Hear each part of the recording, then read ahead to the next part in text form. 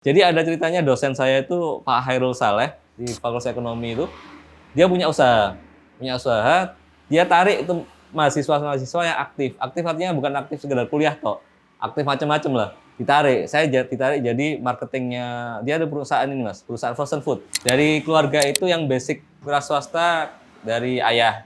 Ayah itu pernah punya apotek dan punya rental mobil. Cuman karena pengelolaannya yang mungkin kurang jadi akhirnya sempat ditipu orang yang dia.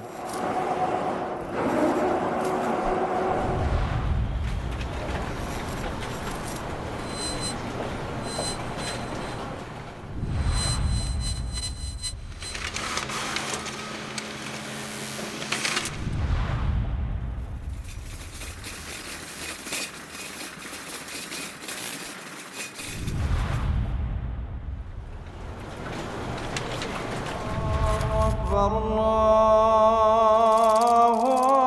أكبر.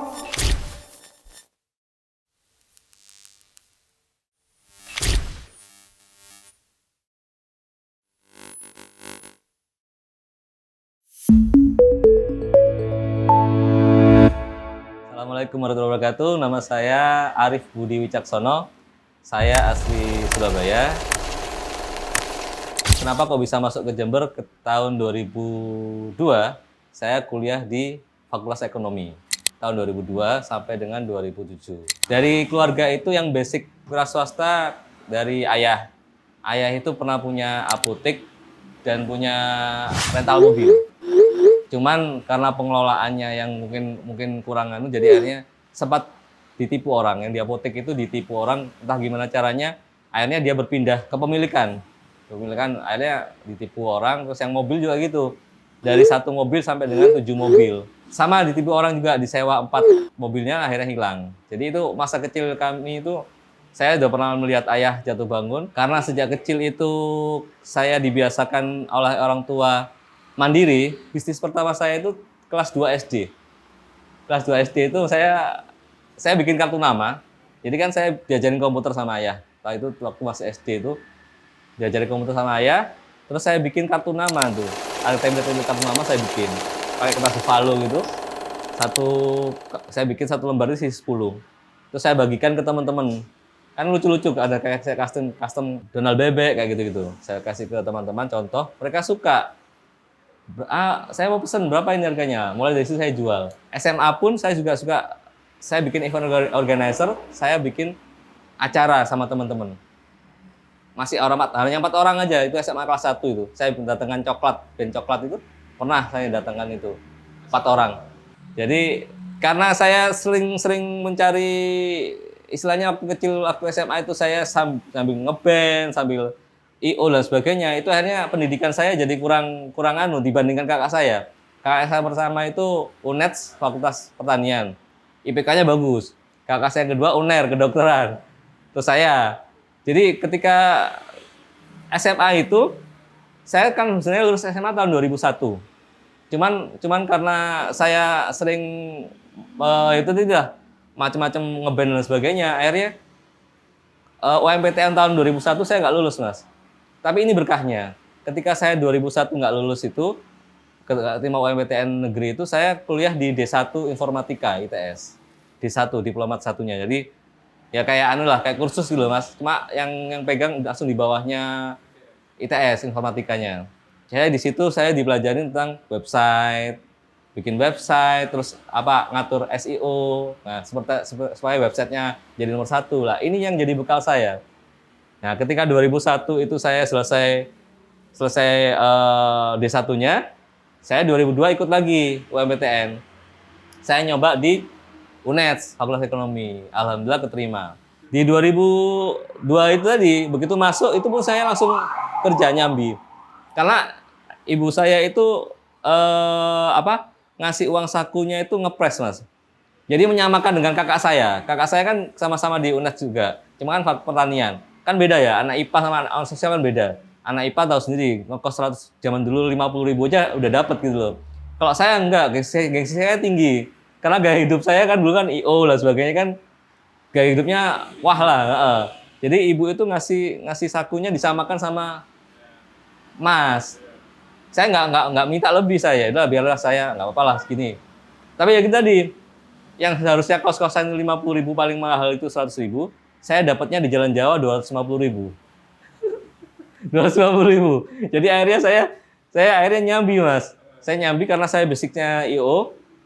Waktu di SMA sama SMP dulu, begitu masuk sini saya ditarik sama anak IO juga untuk bikin acara musik kayak gitu-gitu. Jadi apa? Ya artinya kuliahnya pun juga sama. Akhirnya yang lainnya PKL, saya jalan-jalan.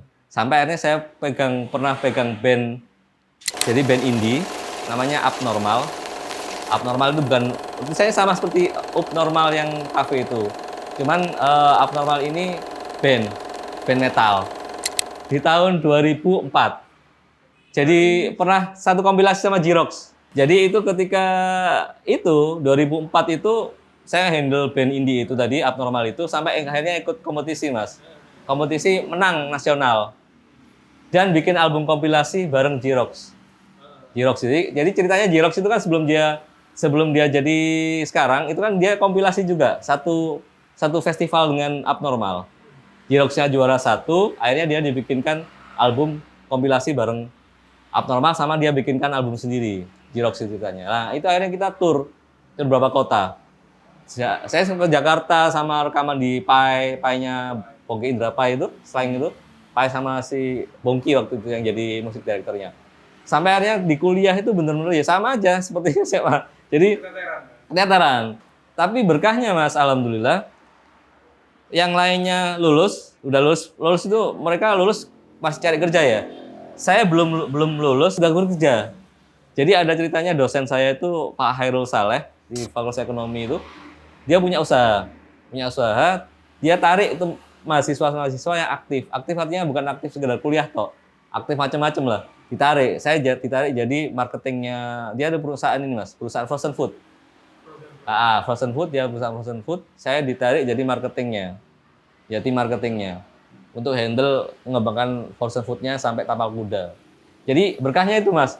Jadi hikmahnya itu ketika saya kuliahnya sambil nggak cuma sekedar fokus kuliah saja, akhirnya saya bisa punya pengalaman lebih gitu loh. Nggak cuma sekedar ilmu praktek, ilmu teori gitu, nggak, saya bisa prakteknya. Lulus 2007 mas, lulus 2007, saya kembali ke Surabaya. Nah ini dia, orang tua itu pengennya saya kerjanya kantoran. Akhirnya saya kerja di outsourcingnya Bank Mandiri. Jadi mikro kredit. Jadi ini yang ceritanya awalnya saya jadi bisnis. Jadi memang benar-benar saya berbisnis itu dari sini awalnya. Jadi ketika saya di Bank Mandiri itu, saya nawari kredit usaha ke pasar-pasar. Waktu itu di DTC. Nah, DTC itu Darmo Trade Center itu tempatnya grosir sepatu itu. Saya nawari ke salah satu tengkulak sepatu. Besar, dia ada beberapa toko di situ. Saya tawari untuk kreditnya. Bah, kak nyelang duit nang aku tak bangun. Piro? 100 juta, maksimal 100 juta. Loh ya kurang kayak opo tak lepe kata gitu. Jadi akhirnya, wis bah, ngene bah. Anu bah tak dol bah gitu waktu tak jual sepatunya sampean. Itu tahun 2008 akhir lah. Ya apa carane lah? Ketika itu kan memang belum ada 2008 itu belum ada marketplace. Bukan ada marketplace, hanya ada Kaskus. Betul, hanya ada Kaskus. Nah, akhirnya karena saya punya basic, nah ini tadi hikmah saya ketika saya ini tadi D1 tadi saya punya basic di D1 informatika, saya buatkan website mas, seperti marketplace kalau sekarang, toko online seperti marketplace kalau sekarang itu saya bikinkan yang isinya sepatu itu, saya foto-foto, saya SEO-nya saya garap kerjain juga semuanya, sampai akhirnya itu nggak nyampe 3 bulan mas, jalannya 3 bulan itu di Google itu jadi nomor 1 pencarian apapun, mulai dari sepatu futsal, sepatu tenis, itu mesti ngetik sepatu tenis, sepatu futsal, saat itu kita nomor 1 mas. Sampai akhirnya di saat itu tuh mas, setiap hari itu pengiriman itu ya minimal itu saat itu ya pengiriman itu sekitar 10 paket minimal, 10 paket, dan keuntungannya antara 50 sampai 100 ribu. Satu paketnya itu minimal, itu bersihnya 50 sampai 100 ribu per hari, dan ini saya hanya libur hari Minggu paling libur. Bingung saya pakai. Jadi praktis 26 hari kerja itu kalau misalkan omset per harinya profit bukan omset ya ini. Profit seharinya 1 juta aja dapat. Minimal itu. Minimal ya. Jadi itu dari situ apalagi itu Bank Mandiri, gajinya Bank Mandiri yang sewu jadi jajan. Jadi itu dari sampingannya. Saya punya kartu kredit itu 3, Mas. 3 kartu kredit platinum semua. 3 kartu platinum semua. Entah kenapa ya, uang yang profit nih, ngomongin profit ya, puluhan sampai 20 sampai 30 juta ini per bulan. Itu nggak bisa kepegang, Mas. Jadi kayak uang panas itu. Di laporan keuangan itu ada, laporan keuangan di mana di Excel dan sebagainya itu ada, tapi di rekening kok nanti yo. Jadi kok sing muap gitu loh. Jadi nggak ngerti kayak kadang bayar kartu kredit dan sebagainya kayak gitu-gitu. Ngeremehkan, karena kartu kredit kan artinya seakan-akan itu kayak uangnya kita sendiri kan. Tapi sebenarnya kan itu hutang kan. Jadi wes santai aja wes, beli bayar sini, bayar ini, beli ini. Akhirnya tagihannya halah wes dibayar limitnya saja kan bisa. Kalau kredit kan gitu kan. Dibayar minimum payment-nya. Padahal harusnya kan dengan kita membayar minimum payment berarti artinya nanti nambah hutangnya tadi. Iya kan? Tambah lagi. Ya sekarang kalau misalkan kayak baju, sepatu kayak gitu itulah. Artinya ya saya waktu itu saya menikah sama istri saya itu tahun 2010. Jadi istri saya masih kerja di customer service Telkom di Gresik. Jadi kami PP di situ. Saya dari Surabaya, itu saya di Surabaya di Bank Mandiri yang di Majen Sungkono. Akhirnya harus PP ke Gresik karena istrinya di customer service-nya Telkom Gresik. Nah, di situ akhirnya nggak ngerti ya, kok nggak terasa gitu loh. Hasilnya kok nggak bisa gitu. Akhirnya saya bilang sama istri, Dek, anda ya tak keluar dari Bank Mandiri karena Abi bisa dalam waktu setahun itu bisa nunjukkan grafiknya yang bagus, penjualannya sebagainya. Memang, tapi kalau misal istri saya mengizinkan. Nah, tapi istri saya bilang, Bi, masa kita nggak selama 2 tahun menikah kok belum punya anak? Karena memang istri saya kan belum boleh menikah. Belum boleh belum boleh hamil. Ketika menikah 2 tahun itu belum boleh hamil. Kontraknya Telkom. Jadi customer service-nya Telkom itu selama kontrak itu tidak boleh hamil. Boleh menikah tapi tidak boleh hamil. Nah, saya bilang, wes keluar juga wes gitu. Keluar aja terus nanti kita usaha aja sendiri. Nah, akhirnya Mas 2012 awal itu saya keluar dari Bank Mandiri, terus saya akhirnya ngajak istri saya juga keluar juga dari Telkomnya. Terus akhirnya kita pindah ke Jember. Pindah Jember itu karena yang semula itu bisnisnya online, sepatu itu kan kita nggak nyetok kan. Kita nggak pernah nyetok sepatu, ya ada foto aja terus ada orderan dikirim kan gitu kan. Di 2012 itu gengsinya tumbuh ketika mertua bilang, kok keluar dari bank itu kan bagus gini. Enggak Bu, saya mau usaha sendiri. Usaha apa? Sepatu. Wah, kan buka toko ta? Ya saya karena gengsi ya Bu saya mau buka toko gitu. Di mana? Di Jember. Cuman akhirnya saya karena modal saya kurang, saya pinjam di bank. Kita akhirnya 2012 pindah ke Jember, kita buka tokonya namanya AF Shop itu di Jember. Pertama letaknya di Legend Suprapto. Sama persis seperti yang di Bidonat yang sekarang. Ini yang awalnya Mas. Jadi bukannya malah maju, malah mundur. Entah kenapa. Jadi kalau yang semula online itu kan kita tanpa harus ada modal nyetok ya Mas ya. Ketika offline itu masalah timbul. Jadi kita harus nyetok sepatu. Yang namanya sepatu kan ukurannya kan harus lengkap ya. Jadi satu model, satu warna itu harus lengkap. Misalkan ukurannya adalah 39 sampai dengan 43. Berarti kita harus beli semuanya itu. Satu warna, satu seri harus dibeli. Nah, dan modelnya banyak gitu loh. Modal saya kurang. Akhirnya tahun 2012 itu buka di sini. Terus akhirnya 2013 pindah ke kampus. Sempat sewa di kampus juga di depannya Kopixel seberangnya. Kalau dulu itu Kopixel apa ya? Iya Sumatera betul. Ya seberangnya, nah, betul sebelah masjid persis. Yang sekarang dipakai warung Tegal. Nah itu dulu tempatnya distro saya pertama. Pindah kedua. Hanya bertahan setahun Mas. Jadi di sini di Jakarta setahun, di Sumatera setahun. Akhirnya bangkrut dengan sukses di tahun 2014. Bangkrut dengan sukses. Kalau digabungkan nggak sampai 200 ya Mas. Jadi kalau digabungkan sama kartu kredit ya, digabungkan 3 kartu kredit dengan KTA, kredit tanpa jaminan, sama Bank Mandiri itu sekitar 150-an mungkin Mas. 150 juta. Tapi ya besar lah, ditambah juga utang. Nah, akhirnya bangkrut Mas, bangkrut dengan sukses. Nah ini titik baliknya. Ya kan, akhirnya saya ketemu dengan Mas Jo Surabaya 45 itu kebetulan kita teman-teman sama-sama teman Himasurya, Himpunan Mahasiswa Asal Surabaya. Sejak kuliah 2002 itu sering kumpul memang, sering bikin acara dan sebagainya. Di 2014 itu ketika saya bangkrut, saya ketemu sama Mas Jo juga. Mas Jo waktu itu juga bangkrut juga. Jadi ketemu sama kumpulan orang-orang bangkrut gitu. Jadi tapi saya lebih beruntung karena Mas Jo 1,5 M. Saya 150. Berapa persennya itu? 10%-nya. Iya. Kalau sama-sama pusing lah waktu itu. Jadi kita kumpul sama-sama, belajar bareng Mas. Kita sampai ikut ke ada apa namanya itu kayak komunitas anti riba gitu, ngundang dan sebagainya. Di sini Mas, saya ingat betul di Hotel Panorama, sekarang Luminor ya. Nah, itu ada pertemuan, ada kayak gathering itu ada mentoringnya juga. Pengusaha tanpa riba. Di situ dipetani Mas satu-satu. Coba selama ini apakah kalian sudah melakukan ini? Jadi yang pertama itu harus sholat 5 waktu di masjid. Ini laki-laki tuh wajib sholat 5 waktu di masjid, gitu. Saya enggak, rek, salah gitu. Saya kalau misalkan sholat 5 waktu ya saya lingku. Mikir saya pokoknya sholat lah, ngono loh. Hanya yang dulu saya mikirnya hanya gugur kewajiban. Nah, itu nggak bisa. Kalau kamu mengesampingkan Allah, menunda sholat, ya nggak salah kalau rezekimu tertunda. Kayak gitu, waduh, kena ini. Kedua, apakah untuk laki-laki, apakah kamu sudah masih memberi nafkah kepada ibumu? Nah, ini juga saya enggak. Jadi saya mikirnya dulu Mas, saya itu sayang sekali sama ibu saya. Saya pernah gaji pertama saya masih ingat betul, ketika saya belum menikah ini.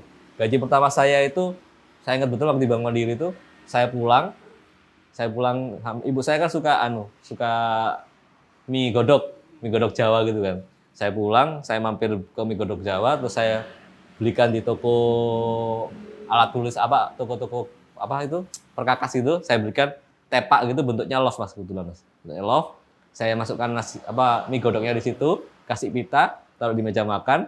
Bu, ini mie godok buat Ibu, terus ini saya kasih amplopnya, ini gaji pertama buat Ibu. Wah. Terus karena saya saya dekat sekali sama Ibu. Jadi Ibu suka, bahagia sekali. Nah, ketika saya ikut training tadi saya diingatkan, apakah kamu masih memberi nafkah kepada ibumu? Itu saya flashback ke belakang lagi. Tuh, enggak. Karena saya mikirnya dulu, saya pengetahuan agama saya kurang ya. Saya mikirnya ketika saya sudah menikah, kewajiban saya hanya kepada istri saya. Padahal ibu masih berhak. Bahkan ibu itu kalau misalkan minta apapun harus dikasih. Gitu. Istri nomor 2 malah. Wah, saya langsung nangis waktu itu. Ya Allah, padahal dulu saya itu ketika gaji pertama itu saya seperti itu, perlakukan seperti itu, kok sekarang ini enggak gitu. Terus saya itu tobat riba Mas. Harus berazam, benar-benar tobat riba, azam bersungguh-sungguh untuk tobat riba. Itu harus sholat malam harus disampaikan. Tobat. Ketika kita sholat, itu kita sholat tobat, terus sholat tahajud, terus kita sampaikan betul, ya Allah. Langsung saya lakukan saat itu Mas. Besoknya terus saya lakukan, setelah pulang dari situ, malamnya saya lakukan. Saya bangun malam, saya sholat tobat, sholat tahajud, saya taubat benar sama Allah. Ya Allah, saya ini punya utang banyak. Saya ini bisnisnya udah bangkrut, kemana-mana udah bangkrut. Utang saya banyak, bisnis saya bangkrut. Saya udah kapok riba ya Allah. Tolong saya dibantu untuk melunasinya. Entah gimana caranya, tolong dibantu. Ajaibnya Mas, Masya Allah, luar biasa. Jadi paginya ya, misalkan anggap saja semalam itu saya sholat ya, paginya jam 8 malam, saya ingat betul, jam 8 malam itu kartu kredit yang pertama, 8 paginya itu kartu kredit yang pertama ANZ itu telepon Mas. Selamat pagi Bapak, apa kabar? Duh, saya dari ANZ, mateng lagi, tuh langsung Udah padahal itu loh, kartu kredit itu sudah macet selama 2 tahun. Dan nggak pernah ditagih. Nggak pernah ditagih. Ajaibnya ketika saya habis sholat itu, setelah saya tobat riba itu tadi, ajaibnya langsung dijawab seketika bukan dijawab seketika untuk ditagihkan langsung. Selama 2 tahun nggak ditagih, itu orangnya telepon ditagih. Jadi suruh membuktikan mungkin ya, suruh membuktikan bahwa mungkin Allah ini loh tak kasih bayaran nih. Ditelepon Mas sama debt kolektornya. Pak, Mbak, ini sudah 2 tahun ini, gimana ini kok belum dibayar? Waduh, saya nggak punya uang, Mas, Mbak, gitu. Saya nggak punya uang. Ya harus dibayar. Gini aja, Mbak, saya bantu dibayar hanya menyisakan hutang pokoknya saja. Berarti nol bunga. 0 bunga. Sisa pokoknya harus dibayar. Tapi itu harus tetap besar. Masih belasan juta, hampir 20 juta lah. Itu kartu kredit 1, kartu kredit itu. Kapan bayarnya, Mbak? Ngono. Saya kasih waktu 2 minggu ya, ngono. Loh, nggak bisa, Mbak. 1 bulan, Mbak, gitu. Ya wes 1 bulan, Mbak. Pak, 1 bulan bisa. Bingung saya. Itu ya apa ya? Ketika itu saya tahu saya ada mobil tua. Mobil tua Corona tahun 78. Itu mobilnya Bapak sebenarnya itu. Cuman ketika saya ke Jember, yang lainnya kan nggak bisa bawa mobil, anak-anaknya. Saya aja yang bisa bawa mobil, akhirnya daripada nganggur, saya bawa. Ternyata Mas, nggak nyampe 1 minggu Mas. Kartu kredit yang kedua, telepon Mas. BI telepon. Halo Pak Arif, apa kabar? Aduh, apa mana ini? Kami dari BI Pak. Saya kami mau nagih utangnya kreditnya Bapak yang macet. Sama juga. Jadi, aduh, ya Allah, kok jawabannya Allah ini benar-benar artinya ya itu ya, saya minta untuk dibantu. Saya minta memang ingin tobat riba sama Allah memang harus disegerakan gitu. Akhirnya saya ya udah Mbak, saya tolong kasih waktu saya. Nah, ini Mas, ini di tahun 2015 awal, ini ceritanya ketika saya transisi dari distro tadi itu sampai ke 2015 itu kan saya kan tidak ada penghasilan apa-apa. Tapi kalau kredit menagihkan kan. Nah, itu saya untuk sehari-hari saya ngojek, Mas. Sampai ngojek. Online. Enggak, belum ada online waktu itu. Cuman saya sama teman-teman bikin Gojek belum masuk, tahun 2014 belum masuk. Saya bikin Trijek namanya. Trijek. Nah, itu saya bikin sendiri sama teman. Saya adminnya, saya juga sopirnya. Jadi sama-sama. Jadi saya adminin, saya drivernya. Drivernya hanya berapa gitu, hanya teman-teman sendiri. Trijek tadi. Sampai akhirnya sama seperti itu, saya ngojek ke antara anak sekolah, yang kurang lah untuk bayar itu pasti kurang. Nah, tapi ketika itu istri itu Mas. Istri itu pengen kangen sama Dunkin Donut. Nah, Dunkin Donut itu di Jember sampai sekarang kan belum ada, tidak ada, hanya ada di kota-kota besar. Dunkin Donut. Istri saya pengen banget, suka banget itu. Bi, aku kok pengen Dunkin Donut ya, Bi, gitu. Itu saya sudah punya anak 1 itu. Satu, umur 2012 itu, lahirnya 2012, jadi ketika umur 2014 itu 1. Ya, 2 tahunan. Nah, 2014, 3 tahun. Nah, saya itu, istri saya kangen Dunkin Donut kan. Istri saya kangen dengan Dunkin Donut, terus saya bilang sama istri, tangga dewes, Bi, kata istri saya gitu. Dia bikin sendiri, dia browsing di YouTube. Bikin donat ala Dunkin gitu kan. Dia bikin. Terus saya cipin rasanya, Mas. Loh, kok enak ya Mi begitu. Kok enak ya? Ini harus dijual karena memang otak saya kan otak marketing memang. Dari otaknya otak dagang gitu loh. Saya bilang sama istri, "Ayo didol yo iki prospek iki apik gitu loh. Donat itu makanan favorit gitu." Saya memang kan analisa makanan favorit banyak yang suka gitu. Tapi harus punya nilai lebih donat ini. Ya Tuhan. Apa nilai lebihnya gitu loh. Saya ATM waktu itu Mas, amati tiru modifikasi donat Mungil Malang. Saya follow itu IG-nya, donat Mungil Malang.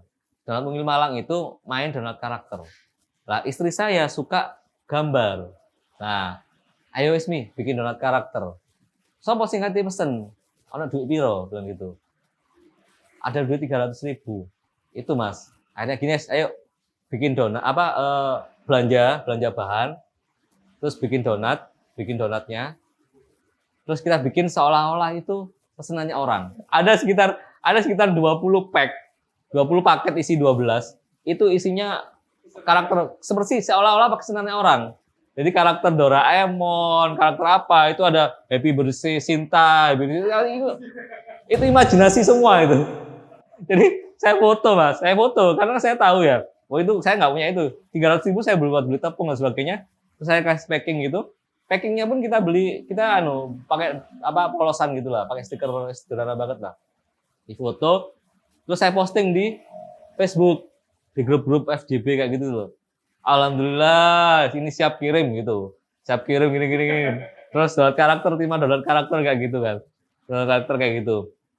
Setelah difoto, saya posting, donatnya saya bagikan. Kita bagikan, yang namanya nggak ada yang pesen kan. Besoknya, nggak nyampe besoknya, sore itu sudah ada banyak yang pesen. Buat besok. Banyak yang pesen. Karena memang ketika itu di tahun 2015 awal itu, donat karakter pertama. Belum ada. Di Jember belum ada. Jadi banyak pesen Mas. Wah, suka sekali. Wah, rame sampai akhirnya di hari kedua itu bikin itu istri saya itu ya bangun jam 1 pagi. Karena memang bikin donat kan lama Mas. Adonannya nunggu ngembang dan sebagainya. Itu proses itu sampai jadi donat itu sekitar 2 jam. Jadi jam 1, jam 2 itu bangun, bikinnya donatnya, jam 4 itu selesai, istirahat, sholat subuh. Habis sholat subuh, menghias. Nah, menghiasnya pesanan orang itu, hari pertama itu pesanan sekitar 20-an mungkin Mas. 20 pesanan. Itu hari pertama. Saya bikin, sampai akhirnya selesainya itu jam 6. Jam 6 ini saya ngirim pagi. Saya kirim. Free ongkir Mas. Free ongkir. Kemana yuk? Ke Tanggul. Terus kemana itu? Silo. Itu free ongkir Mas. Ke Pakusari dan sebagainya, maksudnya masih mending ya. Kemana itu yang dekatnya Wonosari, dekatnya Kalisat itu apa sih? Sukowono ya. Nah, Sukowono itu ke Sukowono itu free ongkir semuanya Mas. Yang namanya babat alas saya Mas ya. Saya kirim free ongkir, saya motor sampai sore baru selesai ngirim Mas. Satu keranjang motor itu sampai kekirim, akhirnya berhasil kekirim. Saya babat alas ya, saya harus mengenalkan dulu donat saya seperti apa gitu loh. Tapi setelah itu ketika mereka pesan lagi, itu sudah saya kenakan ongkos kirim. Seperti itu terus Mas. Jadi itu saya lakukan itu jadi ketika itu saya belum punya mixer besar ya. Hanya mixer kecil aja, kapasitas sedikit.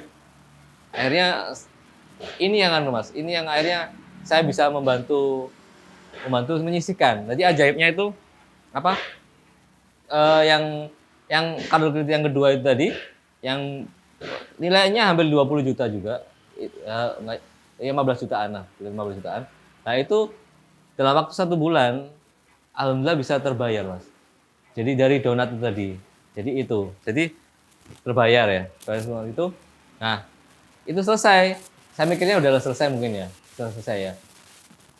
Ternyata ada lagi Mas, yang ketiga ini besar Mas, itu sekitar 25 jutaan. Tapi jalan jauh memang, dari yang kedua yang ketiga itu sekitar 1 bulan kan. Sama Allah mungkin dijeda mungkin ya. Tapi telepon lagi, Mas ini 20 juta utangnya gini harus dibayar. Bidonat itu Mas, sebenarnya istri saya itu kalau manggil saya itu kan Abi. Kalau misalkan di WA itu Abinya itu kan enggak Abi, cuman B dia, BEE. B gitu. Akhirnya Bidonat. Tapi inilah saya kok Bidonat itu kok bagus, kok familiar di telinga, kok enak. Sama ini Mas, saya browsing di internet dan saya jadi patokan bener filosofi lebah. Ya. Lah, filosofi lebah itu kan mencari makan dari sesuatu yang baik dan menghasilkan yang baik.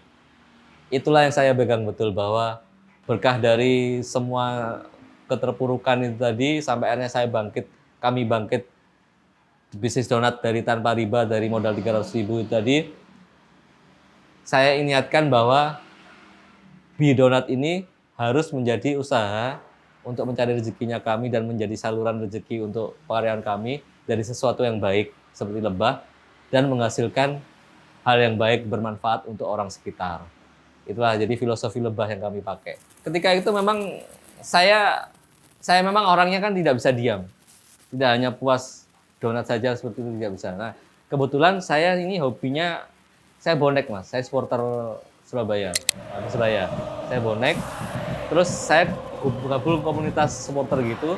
Terus saya ini ngambil momen, Mas. Jadi momen itu saya ada di komunitas supporter itu mereka ada kolektor scarf, shawl.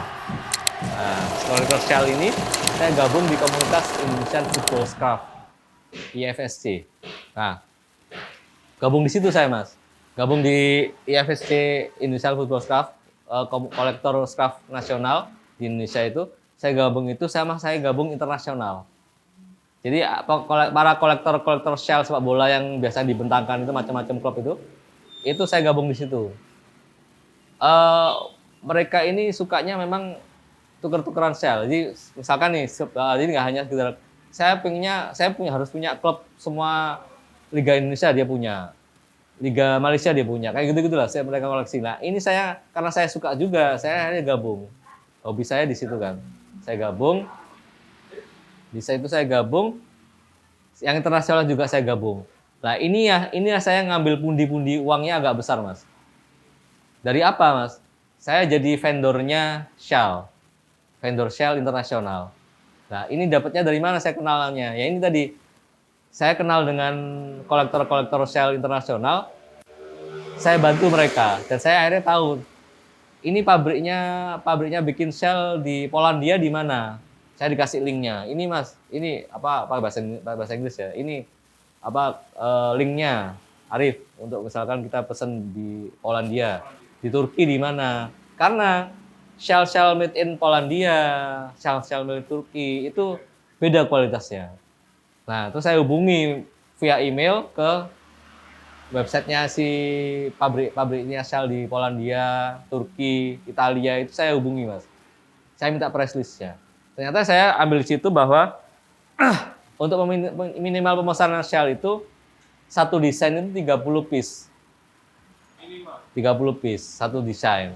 Sementara pengirimannya itu harus banyak sekalian kalau misalkan mau ngirim harga murah. Akhirnya saya buka PO di komunitas shawl Indonesia tadi. Saya buka PO, siapa ini mau mau pesen shawl made in Polandia gitu. Ini ya cuannya besar, Mas. Jadi sekali order itu bisa sampai 100 sampai 150 juta. Sekali order. Jadi ngumpulkan. Jadi sekarang satu shawl itu 30 piece itu minimal 30 piece itu modalnya sekitar 15 juta.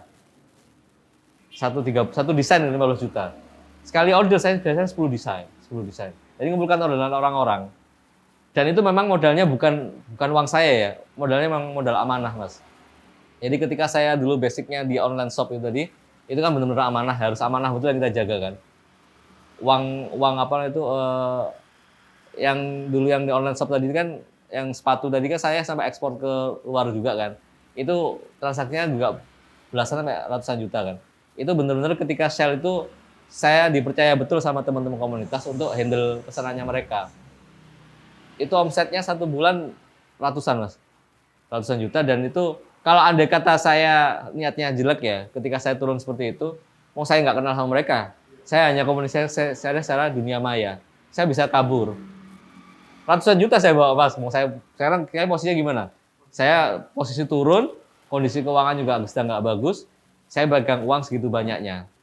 Tapi saya percaya betul, saya nggak mau seperti itu. Karena dalam bisnis, walaupun online sekalipun, amanah itu nomor satu. Online dan offline, amanah tetap harus nomor satu dalam berdagang. Saya prinsipnya gini, orang luar, apalagi itu di website ya, saya lihat cek dulu websitenya, itu udah lama atau enggak, karena ada ngecek kan, website ini lama atau enggak gitu kan. Tapi selain itu karakternya orang orang bule, itu beda sama orang luar negeri, orang Indonesia. Bukan mau bilang orang Indonesia itu gimana ya, cuma orang luar itu kredibilitas itu buat mereka itu nomor satu. Nah, saya transfer itu puluhan sampai ratusan juta itu sekali transaksi saya transfer. Langsung lewat bank itu saya transfer. Nah, sekali datang itu pengerjaannya itu 3 bulan, Mas. Jadi setiap bulan saya masukkan, mesti ada orang masuk lah. Keuntungannya dari 150 juta itu saya ambil keuntungan sekitar 20%. Ya itu saya pakai untuk bayar yang ketiga itu tadi. Nah itu saya pakai untuk itu. Karena apa? Ketika saya tobat itu semuanya saya memang niatkan semua tobat mas. Jadi memang mulai dari kartu kredit, KTA itu semuanya saya udah nggak jalankan lagi. Sampai pinjaman di Bank Mandiri itu saya tunda pembayarannya dulu. Saya bilang saya janjiin juga kayak gitulah. Sampai asuransi itu saya tutup semuanya mas. Nah sampai akhirnya ketika di posisi semuanya sudah lunas mas, itu tahun 2017. Alhamdulillah semuanya udah lunas. Tapi saya belum bangkit ini. Belum bangkit, belum normal, masih donat itu masih di rumah dan masih belum bisa nopang masih belum besar lah.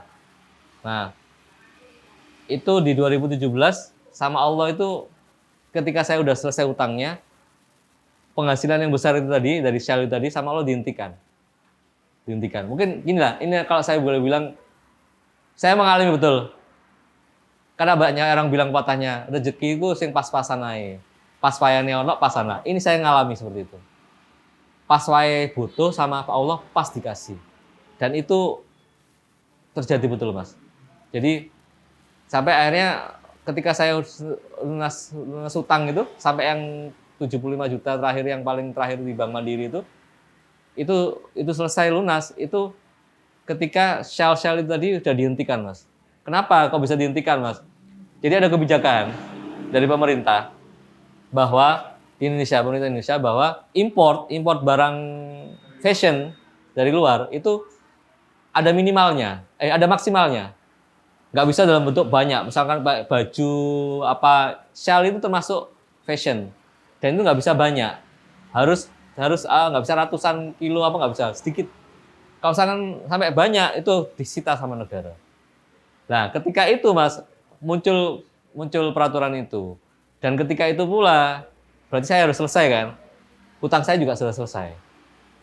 Jadi saya Masya Allah betul. Jadi artinya itu. Masya Allah. Jadi artinya Allah itu masih pas gitu loh. Tapi kondisi saya masih belum terlalu bagus lah. Masih usaha, saya masih di rumah, belum online donatnya. Dan sementara penghasilan sampingan yang besar itu tadi harus berhenti. Nah, sampai akhirnya ada cobaan lagi, anak saya sakit. Nah, ketika saya itu gini mas, seringkali itu ketika dapat rezeki banyak, itu saya suka menunggu. Ini digaya apa ya, kira-kira. Nah, ini suatu ketika istri saya itu ketika saya udah lunas utang, istri saya itu pengen bangun rumah kami, pengen dibangun. Dulu kan masih rumah bentuknya kan masih bentuk asli perumahan, belum ada pagar kayak gitu. Terus istri saya pengen, ayo Bi, dibangun yuk, dikasih ruang tamu di luar, dibesarin kayak pagar gitu kan. Iki mau kalau duit kan gitu. Ada uang mas. Sekarang sudah selesai utangnya kan, ada uang. Nah, ya wes lah, udah mau manggil tukang, anak saya yang pertama sakit, masuk rumah sakit. Saya tidak pakai BPJS waktu itu, tidak pakai BPJS, Aksa Mandiri dan sebagainya itu prudensial ditutup, udah nggak pakai lagi. Bener-bener senderannya hanya Allah. Jadi ketika itu langsung sakit. Wah, berarti uangnya buat ini. Nih, satu minggu, 10 hari paling mas. Keluar dari rumah sakit, jumlahnya yang harus dibayar rumah sakit, ya persis seperti yang kita pas, yang dibilang ini, pasan itu tadi. Pas seperti yang kita ada di tabungan. Hanya ada sisa dikit untuk hidup. Gitu terus, Mas. Sampai 2017 itu akhirnya itu bisa terbayar ya. Ayo Bi, ini donat ya. Akhirnya saya udah nggak bisa lagi share lagi. Saya fokus ke donat aja kan, Donat itu sudah bisa ada pegawai satu, cuman masih di rumah. Terus kemasannya itu masih belum full color seperti sekarang. Kalau pesan full color kan harus minimal kemasan harus banyak. Tapi sudah ada mesin mas, sudah ada mesin sendiri. Tapi belum bisa, masih polosan. Nah ketika itu akhirnya saya nabung betul. Akhirnya bisa bikin kemasan seperti itu. Sampai akhirnya di 2019 ada tawaran sewa tempat. Di Legend Suprapto di Kebun Sari itu ada tawaran tempat sewa di situ. Kebetulan orangnya baik. Kita dari 2017 setelah hutang selesai itu tadi, sudah tidak ada yang dipikirkan Mas, sudah tidak ada hutang, tidak apa-apa, nggak dipikir. Kita fokus ke donat, kita nabung gitu. Nabung betul. Jadi benar-benar kita ngirit betul. Gimana caranya bisa pesen kemasan, misalkan sampai akhirnya kita bisa nabung untuk bisa sewa tempat di Kebun Sari di tahun 2019. Sewa tempat Kebun Sari 2019 itu kita sewa tempat. Akhirnya kita bisa nambah pegawai. Yang semula di rumah itu hanya 2 orang, 1 sampai 2 orang, sampai akhirnya di Kebun Sari itu pertama itu 4 orang, total 4 orang. Tapi ini hikmahnya. Jadi ketika saya sudah kami memutuskan untuk tidak memakai modal dari bank, ribanya kita selesaikan, kita benar-benar tenang gitu loh Mas. Hidup kita tenang,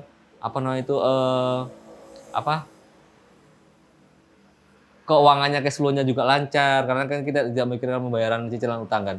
Sampai akhirnya di tahun 2020, COVID pandemi itu, alhamdulillah Mas, yang lainnya yang lainnya pada gulung tikar, tutup dan sebagainya itu tutup. Bidonat itu malah buka cabang Mas. Pertama di Kebang. Kita malah waktu itu di 2020 tadi itu, waktu awal itu, kita malah buka lowongan pekerjaan. Kita butuhnya 1 Mas. Tapi yang daftar itu hampir 90-an. Yang daftar. Itu kok bisa eksis gitu. Ya itu tadi, mungkin bisa jadi Allah memberikan bahwa kamu itu kalau misalkan bisnis tanpa riba itu bisa. Terus saya ini juga, dan pasti kasih jalan dari Allah apa saja caranya pasti bisa. Dan saya ini suka belajar Mas. Jadi ketika itu saya kan suka komunitas pengusaha. Nah itu mentor saya itu dari Jakarta bikin kelas online. Beliau bilang Januari itu Mas, Januari 2020. Persiapan berapa bulan lagi akan masuk pandemi panjang dari Cina. Kan di Cina kan Desember kan sudah mulai kan 2019 kan. Akan masuk ke Indonesia dan itu akan panjang. Pandemi ini akan panjang dan akan menghancurkan ekonomi nasional, internasional malah. Terus apa yang dilakukan coach waktu itu?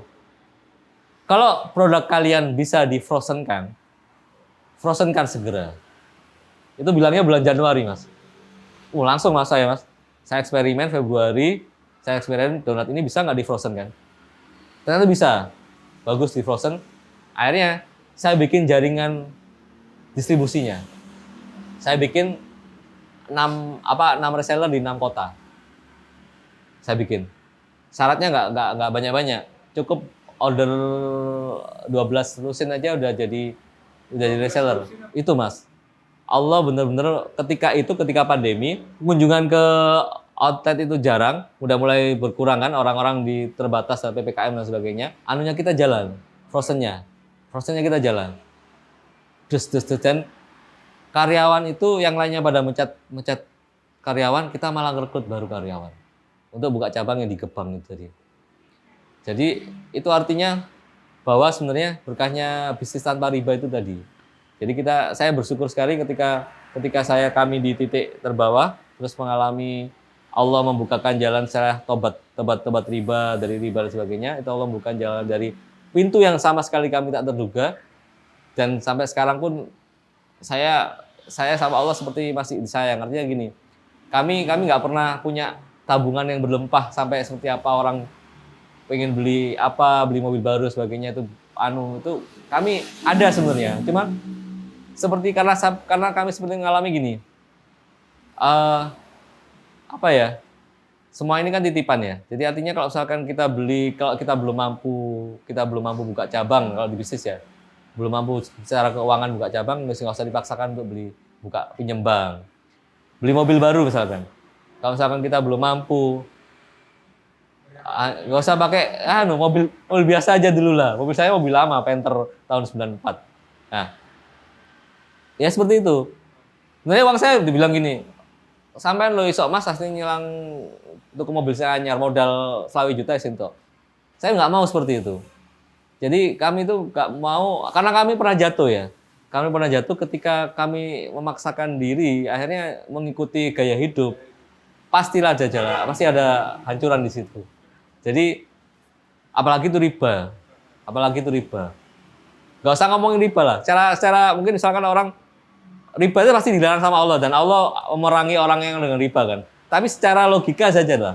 Kenapa orang itu dibatasi utang itu hanya 30% dari kemampuannya. Berarti itu artinya kan itu berbahaya kan gitu kan. Nah, tapi kenyataannya sekarang orang suka memaksakan diri untuk gaya hidup.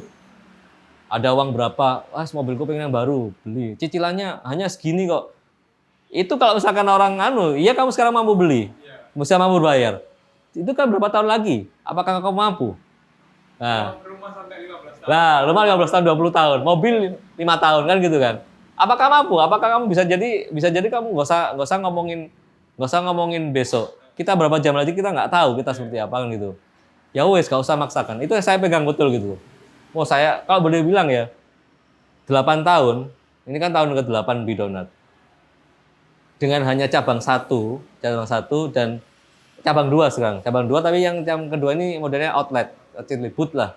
Boot itu progresnya kecil sebenarnya Mas. Untuk orang-orang yang dibandingkan sama orang-orang yang berani berutang. Karena apa-apa nih, kamu bisa aja nih gaya ruko yang gede dan sebagainya, apa banyak tempat itu. Tapi saya nggak mau. Kami nggak mau. Kami pengen bisnis kami ini sehat, organik. Artinya ketika kami ada untuk modal sendiri, dengan modal sendiri untuk buka cabang, kami buka. Kalau nggak ada, tahan dulu. Nah, itulah berkahnya, akhirnya kami bisa eksis sampai seperti sekarang. Akhirnya ada regulasi dari pemerintah, karena banyak orang ketika pandemi itu banyak orang bermain frozen, itu ada regulasi dari pemerintah bahwa frozen food itu harus lengkap BPOM gini, lengkap banget. Jadi nggak cuma PRT toh, harus BPOM gini. Nah, langsung Mas saya hentikan. Tapi ketika saya menghentikan itu, pandeminya udah selesai. Pas. Jadi itulah saya bilang, Allah itu alhamdulillah sangat sayang kepada kami dan memberikan sesuatunya itu pas semuanya. Jadi artinya pas waktunya kita berhenti, pas ada regulasi seperti itu. Andai kata saya tabrak, tetap jalan, ya mungkin ada kasus sebenarnya di Surabaya itu banyak yang frozen ditahan, kena. Akhirnya nggak boleh jualan, nggak tutup. Nah, akhirnya karena misalkan itu kejadian, naudzubillah dzalik, akhirnya kena yang di donat yang non frozen ini tadi, seperti itu. Jadi itulah berkahnya, artinya saya merasakan betul berkah-berkah dari bisnis tanpa riba itu. Tips-tipsnya gini sebenarnya, kalau untuk kan dengan kayak seperti sekarang Bidonat itu kan membuktikan bahwa sebenarnya modal untuk bisnis itu tidak harus ada modal dulu gitu loh. Yang pertama tidak harus modal yang uang dulu. Kadang-kadang mereka mikirnya saya belum punya modal. Modal itu tidak harus uang, tidak mutlak uang ya. Bisa jadi ilmu yang kita dapat selama ini atau sesuatu yang kita seperti ini. Bahkan pergaulan antar teman komunitas itu juga modal. Jadi modal. Bukti saya bisa modal 300.000, akhirnya bisa seperti sekarang itu bisa jadi itu jadi bukti nyata bahwa modalnya itu nggak harus melulu yang besar. Nah, itu yang pertama. Jadi jangan terpikirkan harus bermodal besar kalau misalkan untuk bisnis ya. Terus yang kedua, kalau misalkan kita ini kan bersandar. Kalau untuk karyawan itu kan zona nyaman sekali ya. Zona nyaman ketika mereka asalkan saya tidak bolos, asalkan saya tidak nakal atau gimana, itu pasti saya aman-aman saja, tidak akan dipecat dan gajinya tetap kan seperti itu. Sementara pengusaha itu semuanya tergantung dirinya sama tergantung Allah. Jadi sandarannya kita itu benar-benar sama Allah. Jadi artinya hal-hal yang menyangkut sesuatu itu ya jangan diterabas. Misalkan ibadahnya, sholatnya dijaga, sedekahnya walaupun beberapa itu saya merasakan betul adalah yang ajaib adalah sedekah subuh Mas. Jadi ketika saya dulu masih hutang itu, saya sedekah subuh di situ, saya minta doa ketika habis sholat sedekah subuh, masukkan infak, saya sholat, saya berdoa betul untuk dibantu rezekinya dan sebagainya. Karena saya yakin bahwa ketika itu 1000 malaikat turun kan mendoakan juga. Nah, jadi jangan lupa ibadah, sedekahnya itu dan hal-hal yang terkait yang dilarang itu tidak dilakukan gitu, hindari seperti riba dan sebagainya. Terus yang ketiga, menahan diri. Jadi artinya kita menahan betul-betul karena kita berniat tanpa riba, menahan diri dan sesuai kemampuan. Kadang-kadang itu kita itu sering terjebak sama omongan orang. Omongan orang, wah ini kok misalkan nih sarjana kok hanya jualan apa kayak gitu di pinggir jalan kayak gitu. Jangan kita nggak makan dari omongan orang. Seperti itu kan. Jadi ya sudah jangan didengarkan. Dan lakukan step by step. Misalkan nih, kalau misalkan sudah ketahuan rame, kadang-kadang kan gini, ada orang buka kulineran atau makanan atau apalah. Baru rame berapa bulan, dia sudah merasa bahwa ini sudah waktunya buka cabang. Nah, padahal tidak seperti itu. Membuka cabang itu harus benar-benar kita lihat dulu betul. Apakah memang sesuai? Apakah memang sudah pas? Apakah memang letaknya untuk yang cabang baru ini bisa mengcover target kita jualan kan gitu kan. Jadi artinya itu harus benar-benar kita hitung dengan benar, disesuaikan dengan kemampuan kita. Terus yang keempat, selalu belajar. Selalu belajar. Selama ini saya masih belajar, saya ikut komunitas dan sekarang saya masih jadi salah satu siswanya Grids Academy. Itu Mas Kai, Brother Kai itu coach-nya. Jadi saya masih belajar di situ. Jadi saya dua kali ikut kelasnya. Jadi yang tahun batch 4 itu tahun 2019 itu saya ikut. Terus sama yang ini saya juga ikut lagi. Jadi artinya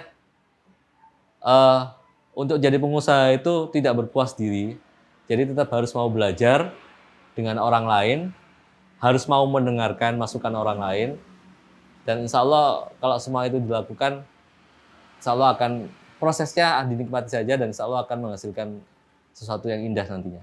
Selama ini kalau misalkan saya bisnis atau apa, saya ingin ambil dari filosofi lebah. Jadi filosofi lebah itu kan, menurut hadis itu kan, lebah itu kan mengambil makannya dari sesuatu yang baik, sumbernya, dan menghasilkan yang baik, tanpa merusak tempatnya atau rantingnya untuk hinggap.